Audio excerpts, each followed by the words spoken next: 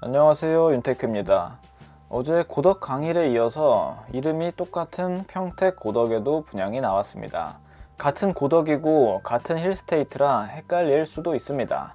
오늘 알아볼 단지는 평택 고덕에 위치한 EBC-2블럭 힐스테이트 고덕 센트럴입니다. 고덕 강일 힐스테이트랑 입주자 모집 공고 날짜랑 청약 날짜가 같지만 고덕 강일이 당첨자 발표일이 하루 앞섭니다.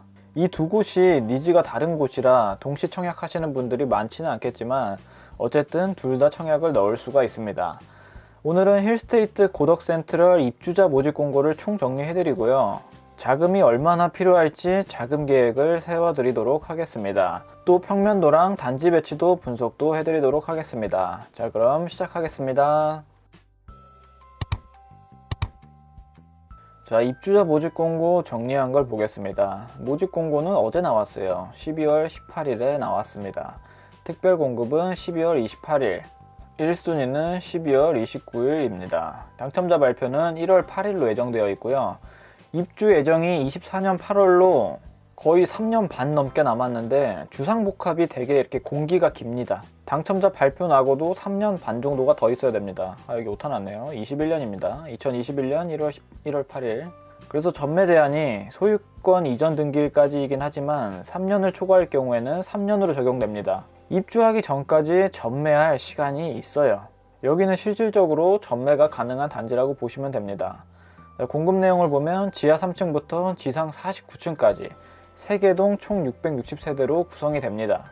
자, 주상복합이라서 층이 상당히 높죠. 자, 여기는 비투기 과열지구 및 청약 과열지역, 조정지역입니다. 분양가 상한제를 적용받기 때문에 재당첨 제한이 10년이 걸립니다. 자, 청약 자격을 보시면 기본적으로 1순위 조건을 충족을 하셔야 됩니다. 자, 여기는 평택시 1년 이상 거주하신 분들에게 30%, 그리고 경기도 6개월 이상 거주하신 분들에게 20%, 여기가 국제도시다 보니까 전국 물량이 있습니다. 보통은 수도권 50%인데 여기는 전국에서 50%를 모집을 합니다.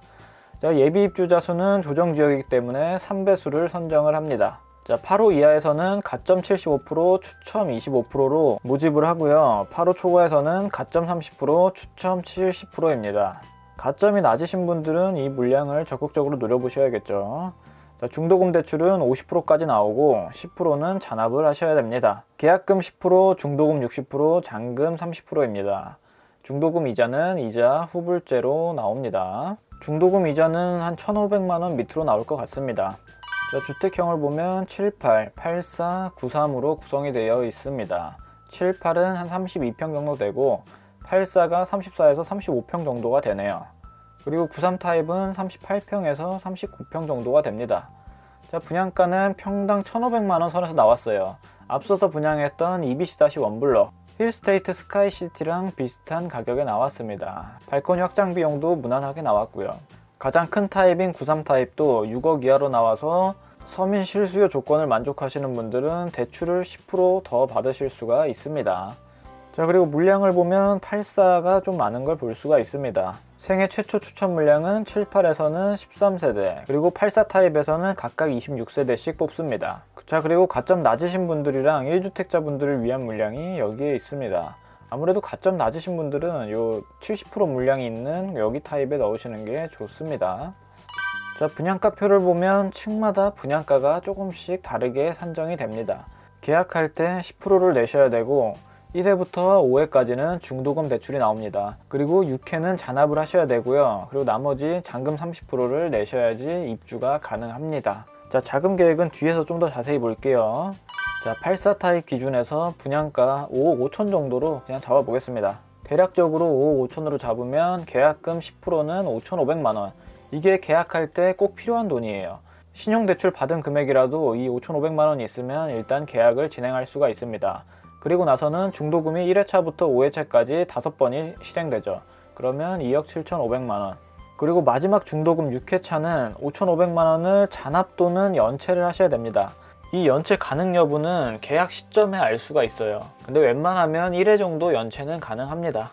그리고 잔금 때 30%인 1억 6,500을 내셔야 됩니다. 자, 정리해보면 입주 시점까지 필요한 자금은 5,500만원.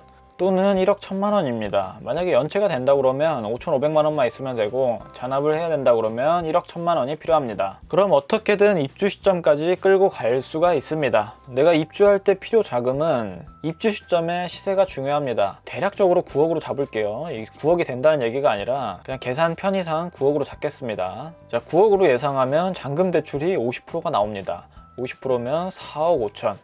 4억 5천까지 나오면 분양가에서 4억 5천을 빼면 내 순수하게 필요한 자금은 1억이면은 입주를 할 수가 있습니다. 근데 이 잔금 대출은 LTV 기준만 본 거예요. LTV 50% 기준만 본 거고 사람들 연봉마다 DTI가 다르기 때문에 이 4억 5천이 다 안 나올 수도 있습니다. 그리고 본인이 이 4억 5천에 대한 이자를 감당할 수 있는지도 염두에 두셔야 합니다.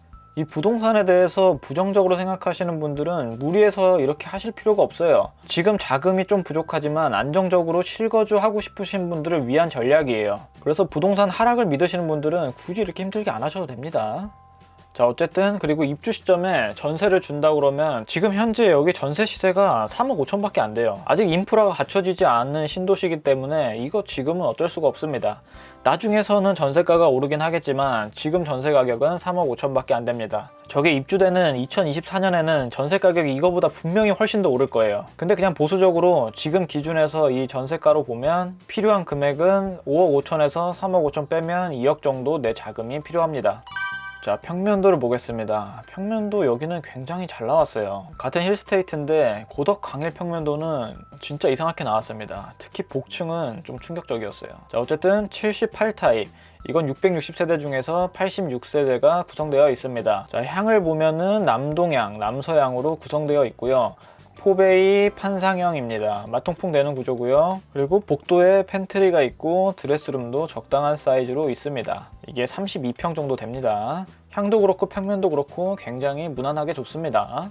자, 다음으로 84A랑 84B를 같이 보도록 하겠습니다. 660세대 중에서 170세대, 얘는 169세대입니다. 이렇게 언뜻 보면 거의 비슷해요. 거의 비슷한데 이 드레스룸 사이즈가 조금 다르게 구성되어 있습니다. 그리고 나머지는 포베이 마통풍 구조로 비슷합니다. 향을 보면 남서향, 남동향으로 서로 구성이 되어 있고요. 84A는 안쪽 동에 위치하고 84B는 바깥쪽 동에 위치한 걸 볼 수가 있습니다. 84A나 84B는 거의 비슷할 것 같아요. 나중에 둘이 시세 차이 나거나 그러진 않을 것 같습니다. 그래도 굳이 다른 점을 따져보자면 여기 시야가 다 트여 있죠. 시야가 시원하게 트여 있습니다. 84B도 마찬가지로 시야가 다 트여 있는데 이 한계동은 살짝 걸리죠.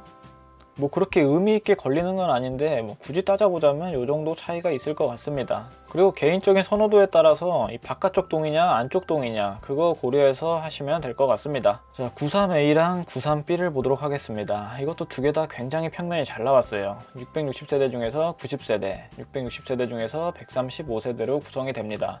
남동향, 남서향으로 구성되어 있고요. 마찬가지로 포베이 판상형입니다. 포베이 판상형에 방이 하나가 더 들어갔죠.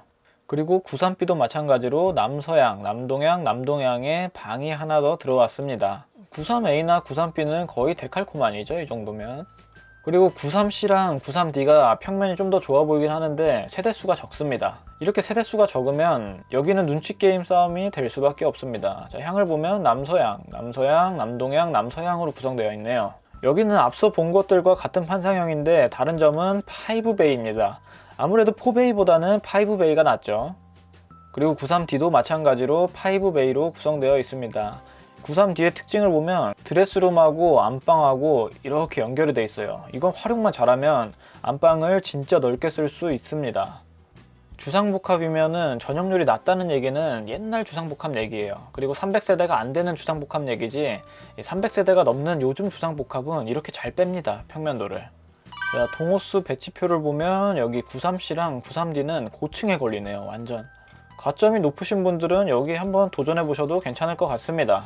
이렇게 층이 높으면 시야가 시원하게 탁 트입니다. 여기 C랑 D는 당첨되면 무조건 로얄층 로얄동이네요. 자, 여기까지 힐스테이트 고덕 센트럴 입주자 모집 공고를 총 정리해드렸습니다. 입지 분석이 더 궁금하신 분들은 여기 오른쪽 상단에 링크를 달아드릴 테니까 한번 보시면 좋을 것 같습니다. 자, 오늘 내용이 도움이 되셨다면 구독과 좋아요랑 알람 설정까지 부탁드립니다. 감사합니다.